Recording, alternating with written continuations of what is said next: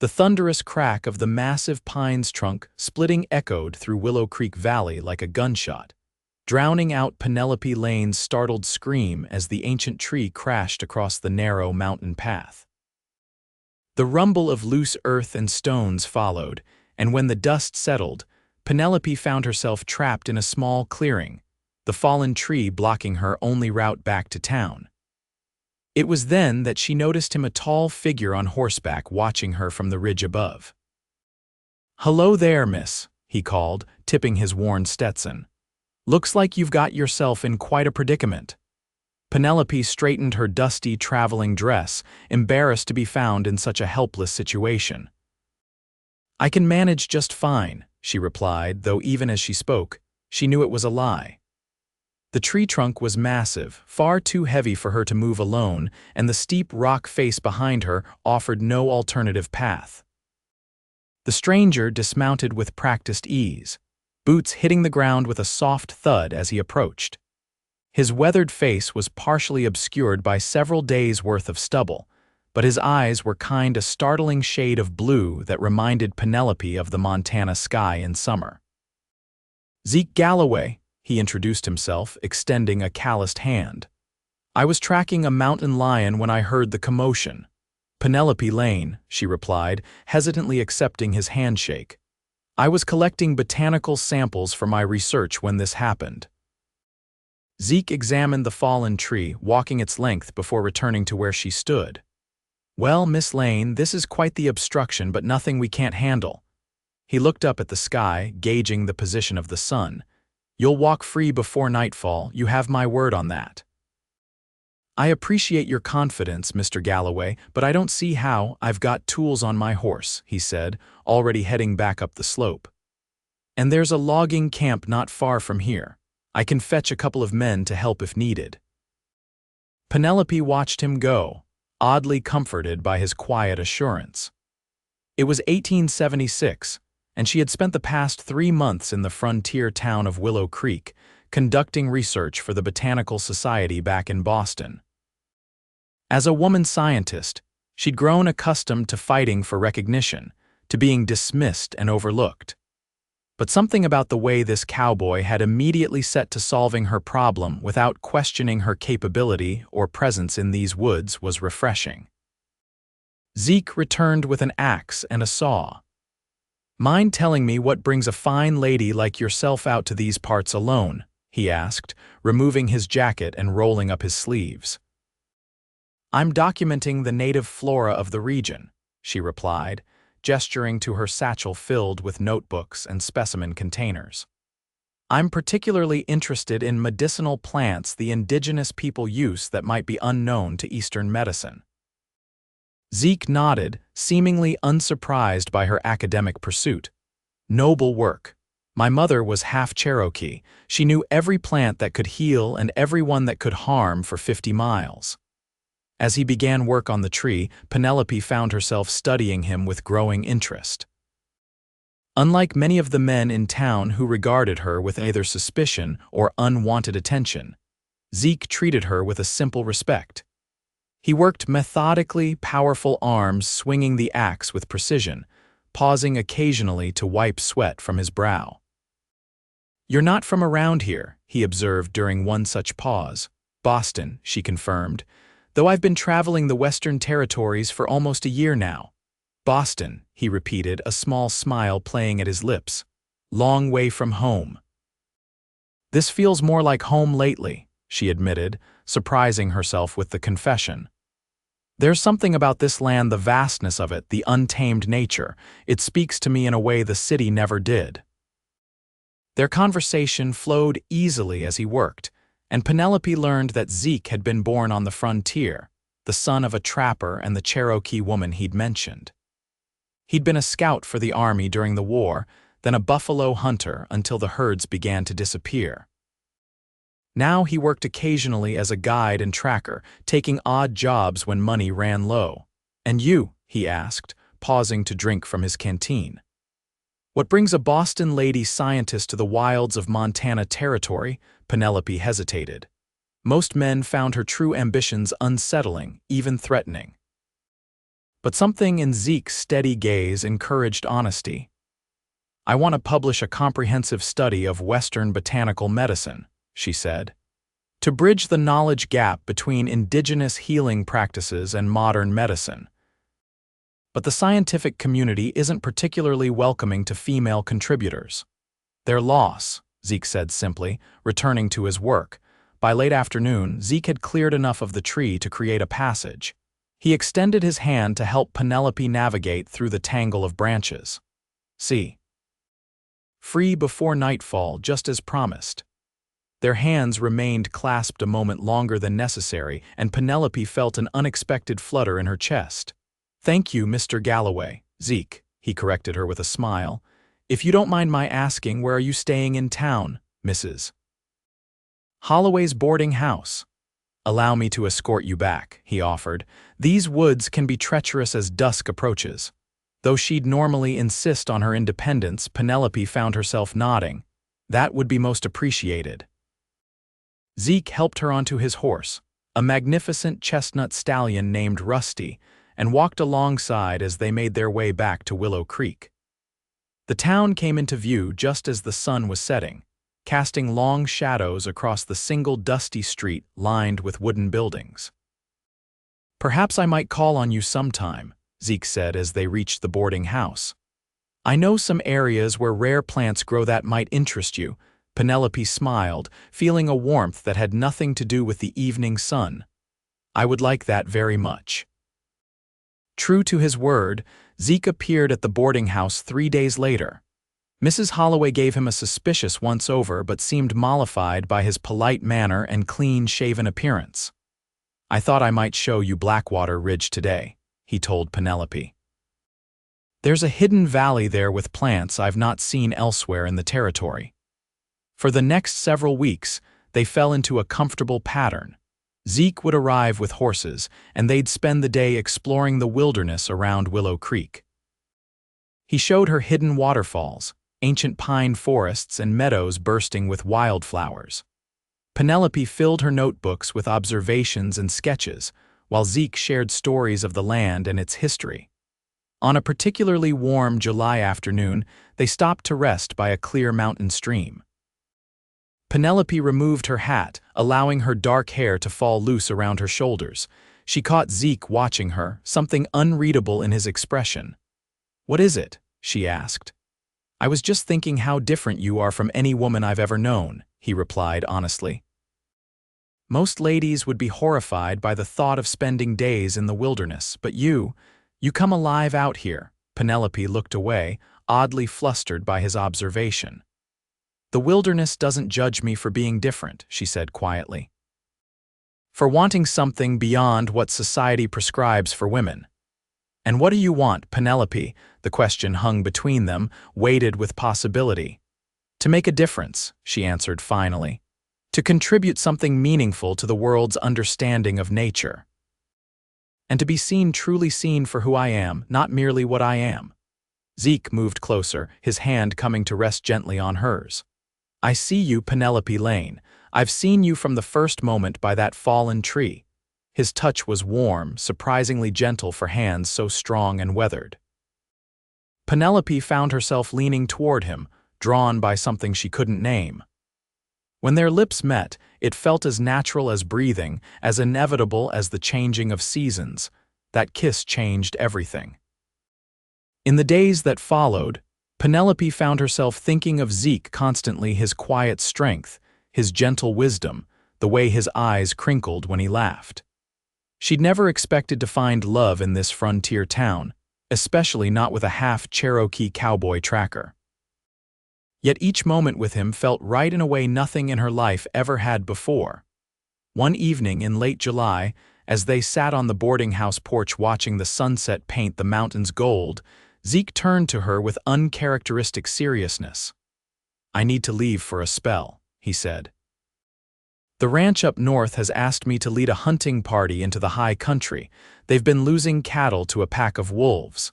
Penelope's heart sank, though she tried not to show it. "How long will you be gone?" 2 weeks, maybe 3.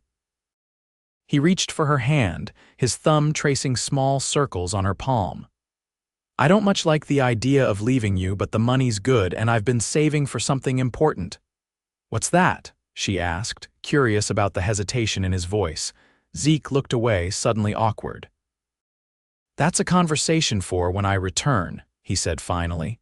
But know this, Penelope Lane, I'll be thinking of you every day I'm gone. The night before his departure, they walked along the creek that gave the town its name. The moon was full, casting silver light across the water and turning the landscape into a dream world of shadows and light. I've never been good with words, Zeke said, stopping to face her, but I need you to know what's in my heart before I go. Penelope held her breath, afraid to hope yet unable to stop herself. I love you, he said simply. I know it hasn't been long and I know we come from different worlds, but I love you with everything I am. Tears filled Penelope's eyes as joy washed through her. I love you too, she whispered. I wasn't looking for this for you, but somehow you've become essential to me. Their kiss was deeper this time, filled with the promise of what might be and the shadow of the coming separation. When they finally parted, Zeke pressed his forehead against hers. Wait for me, he whispered. When I return, I'll ask you a question I've been wanting to ask since the day by that fallen tree.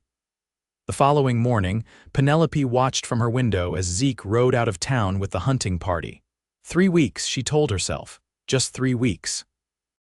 But 3 weeks stretched into 4, and there was no word from Zeke or the hunting party. The townspeople began to whisper, and Penelope overheard troubling rumors of increased tensions with a band of Blackfoot warriors in the north. By the 5th week, Penelope could no longer bear the waiting. She approached Sheriff Taylor, a grizzled veteran who'd shown her kindness since her arrival. I'm worried about the hunting party, she said. It's been over a month with no word. The sheriff sighed heavily. I won't lie to you, Miss Lane, there's been trouble up north. A settler shot a Blackfoot boy, claimed he was stealing horses. The tribe retaliated. Last I heard, they were ambushing white hunting parties. Fear clutched at Penelope's heart. Why hasn't a search party been sent? Too dangerous right now.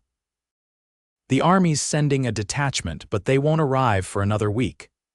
That could be too late, Penelope protested. Sheriff Taylor's expression softened. I know you and Galloway were close. He's a good man, tougher than most. If anyone can survive out there, it's him. But Penelope couldn't wait for the army. That night, she packed her saddlebags with supplies, food, water, medical supplies from her research, and a small revolver Mrs. Holloway had insisted she take. Before dawn, she slipped to the livery stable and saddled the mare she'd purchased for her botanical expeditions. The Northern Territory was rugged and unfamiliar, but Zeke had taught her well over their many excursions. She followed the hunting party's likely route, camping each night with a small fire, starting at every sound in the darkness.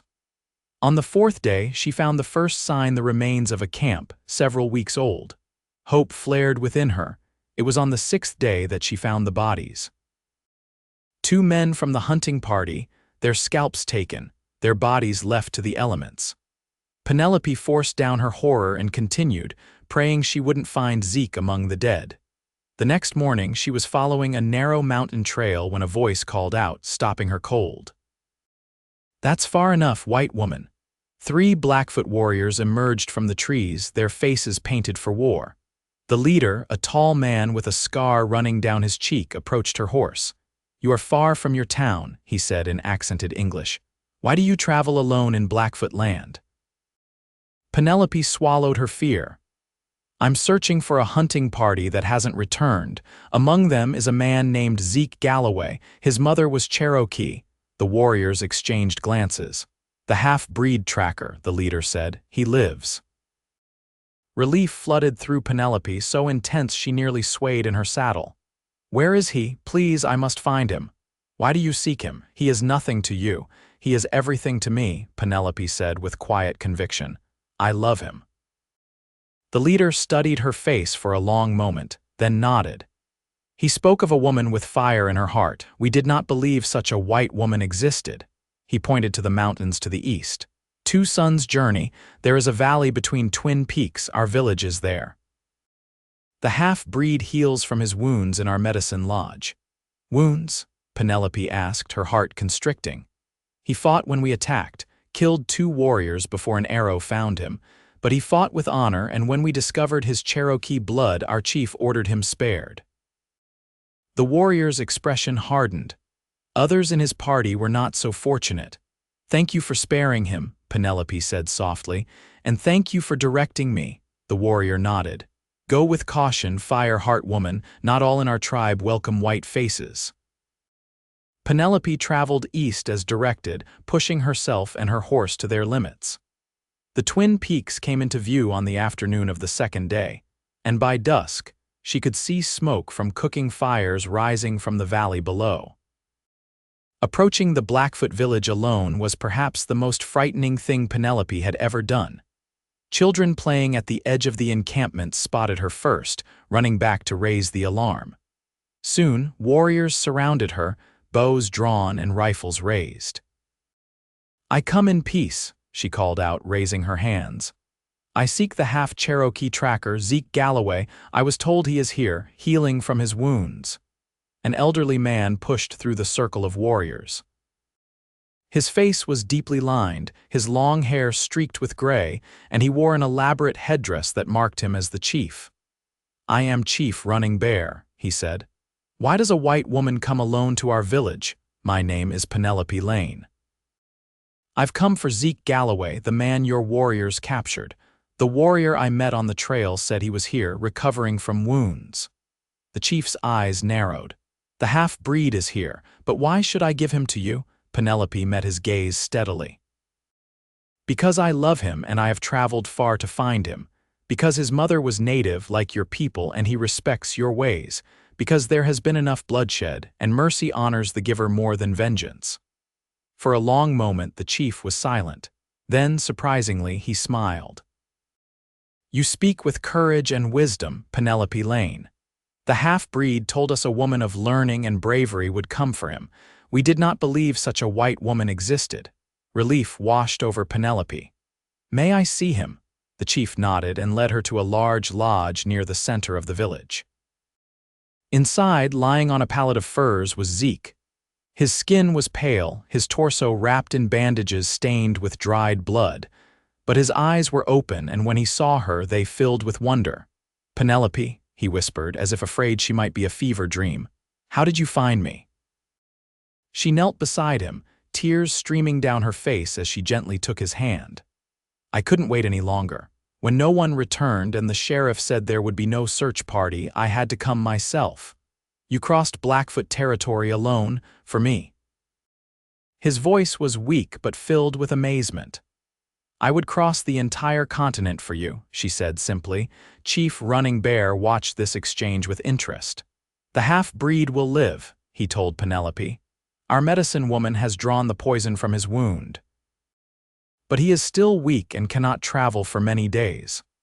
Then I will stay until he can, Penelope declared, not taking her eyes from Zeke's face. The chief nodded. So be it, you will be given a lodge of your own. Over the next 2 weeks, Penelope stayed in the Blackfoot village, spending her days at Zeke's side as he slowly regained his strength. The medicine woman, an elderly woman named Moonflower, taught Penelope about the healing plants she used in her poultices and teas. In return, Penelope shared her knowledge of Eastern medicine. The Blackfoot people, initially suspicious, gradually accepted her presence. The children, especially, were fascinated by her notebooks and botanical drawings. She learned a few words of their language and listened to their stories around the evening fires. As Zeke grew stronger, he told her what had happened to the hunting party. They had been tracking the wolf pack when they encountered a Blackfoot hunting party. Words were exchanged, tensions escalated, and suddenly arrows were flying. Zeke had tried to stop the violence but was caught in the middle. An arrow had struck him in the side and he'd lost consciousness shortly after. I thought I was going to die, he confessed to her one evening as they sat outside his lodge, watching the sunset paint the mountains gold.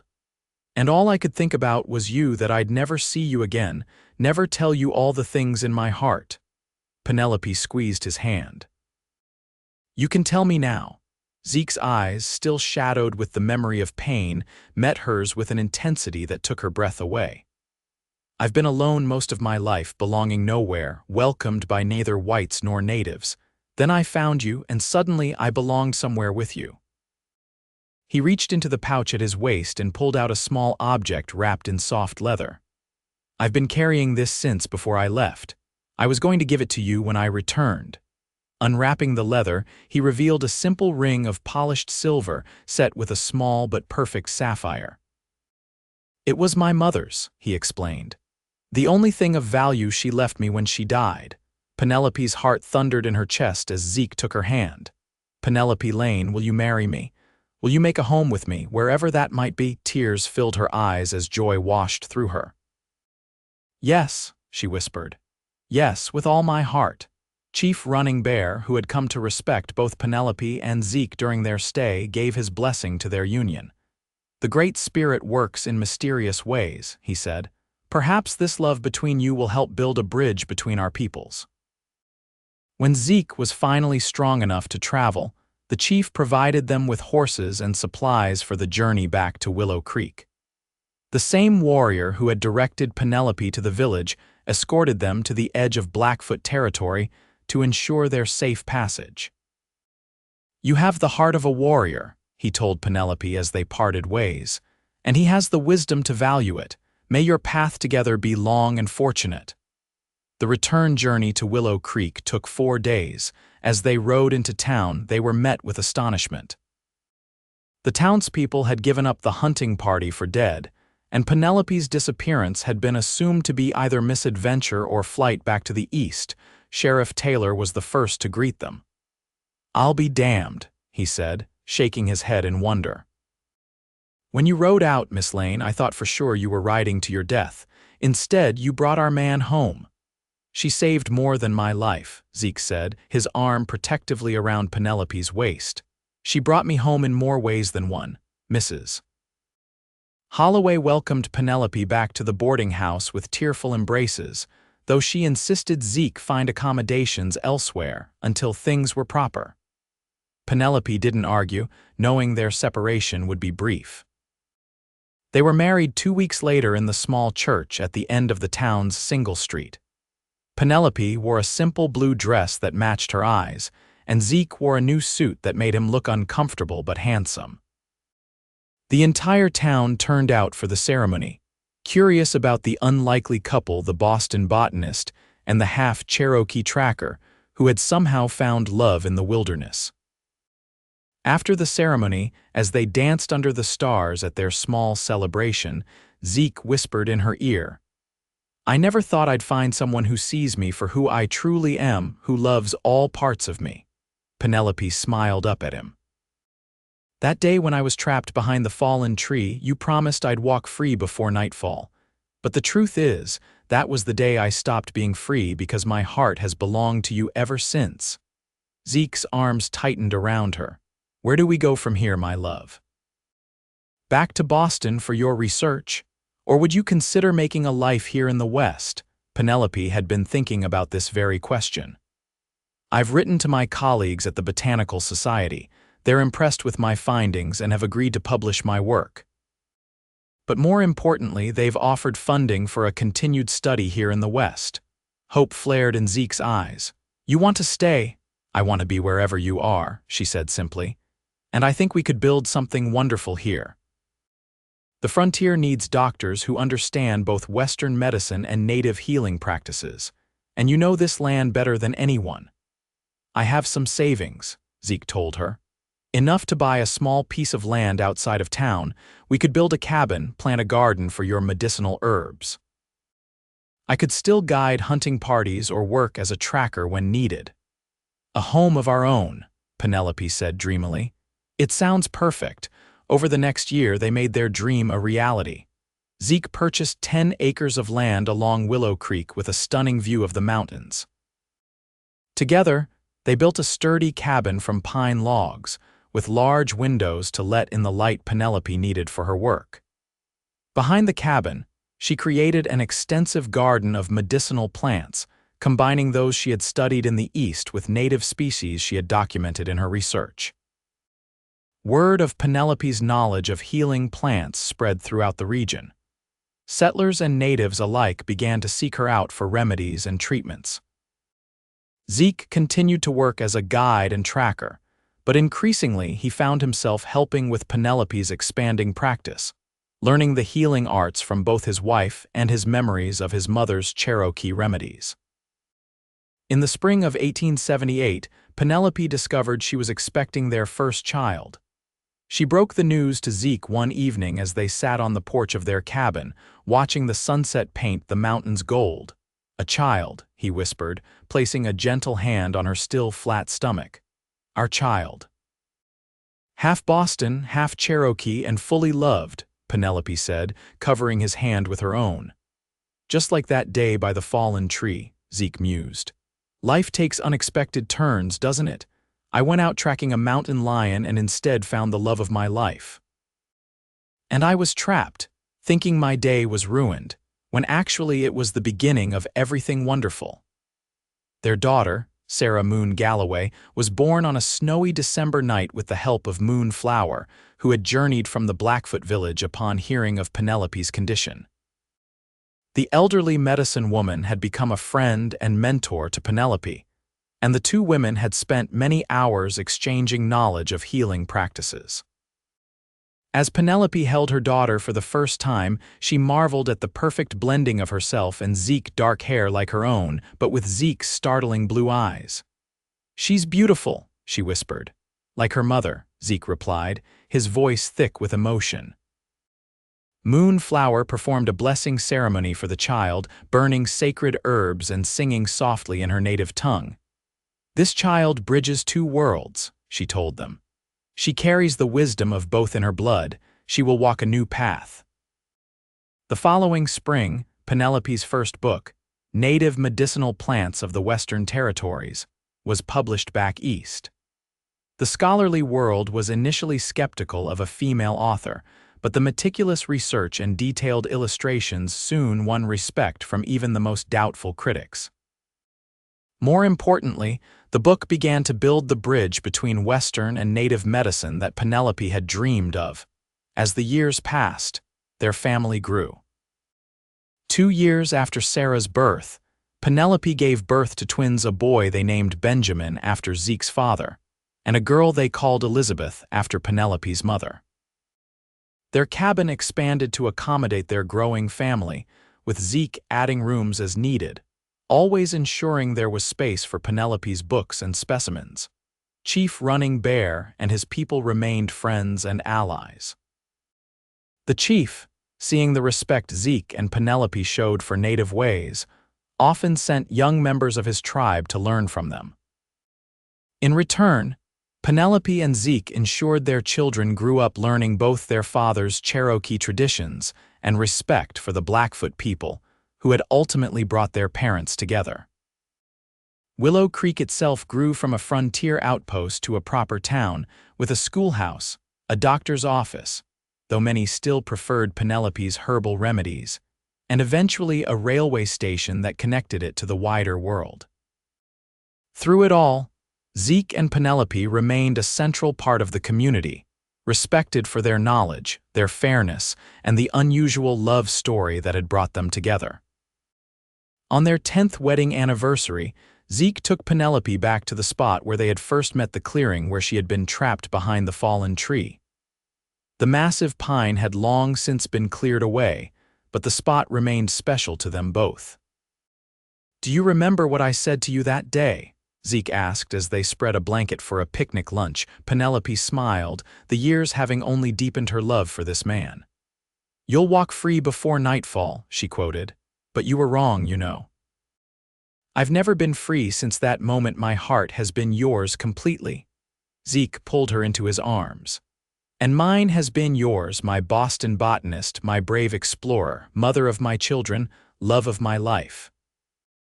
As they sat together, watching their 3 children playing in the meadow, Penelope reflected on the strange and wonderful path her life had taken. She had come west seeking scientific discovery, but had found so much more a love that crossed boundaries of culture and background, a family that blended traditions and knowledge, and a purpose that honored both her scientific mind and her compassionate heart. "I was thinking," Zeke said, breaking into her thoughts, "about expanding the cabin again, adding a proper laboratory for your work." "You spoil me," Penelope laughed. "I'm proud of you," he corrected. "Your newest book is being used in medical schools back east.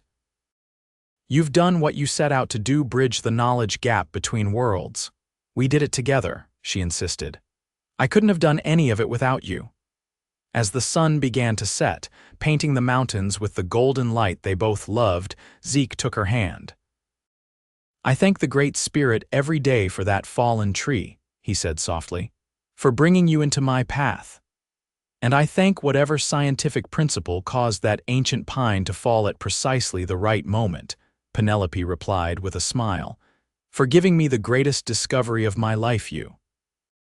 Their children came running back, faces flushed with excitement over a nest of baby rabbits they had found. As Zeke lifted their youngest onto his shoulders and Penelope took the twins' hands, they began the walk back to their home. The path was familiar now, worn smooth by years of travel. Much like the love between them, what had once been wild and unexpected had grown into something enduring, reliable, yet no less magical. That night, with their children asleep and the mountain night cool around their cabin, Penelope stood on their porch looking up at the stars. Zeke joined her, wrapping a blanket around them both. "Any regrets?" he asked quietly. "About staying here instead of returning to your life in Boston?" Penelope turned in his arms to face him, seeing in his weathered features the same handsome cowboy who had promised her freedom all those years ago. "Not a single one," she said with absolute certainty. "This is where I was meant to be, with you, with our children, building something that matters." "You've given meaning to my life, Penelope," Zeke said, his voice husky with emotion. "Before you, I was just drifting, belonging nowhere. You gave me a home, a family, a purpose. And you gave me the courage to follow my heart," she replied, "both in love and in my work. We built this life together, and it's more beautiful than anything I could have imagined that day behind the fallen tree." As they stood together under the vast Montana sky, their cabin warm and full of life behind them, Penelope knew with absolute certainty that this was exactly where she belonged. The path that had led her here from Boston society to a fallen tree in the wilderness to a Blackfoot village, and finally to this home they had built together had been unexpected and sometimes dangerous. But every step had led her to this moment, this love, this life. And she wouldn't change a single step of the journey. In the years that followed, their legacy grew beyond their own family. Sarah, their eldest, followed in her mother's footsteps, studying medicine formally at one of the few medical schools that accepted women, but always incorporating the traditional knowledge she'd learned from both parents. Benjamin became a respected guide like his father, but with a formal education in geology that made him valuable to the expanding railway companies. Elizabeth, the youngest, combined her father's tracking skills with her mother's scientific mind to become a wildlife conservationist, fighting to protect the diminishing wilderness as settlement pushed ever westward. Their home became a place where different worlds met and learned from each other. Eastern scientists visited to study Penelope's extensive botanical collection. Native healers came to share knowledge, and local children gathered to hear Zeke's stories of the frontier in earlier days. In 1901, 25 years after they first met, Penelope and Zeke returned once more to the clearing where a fallen tree had changed both their lives.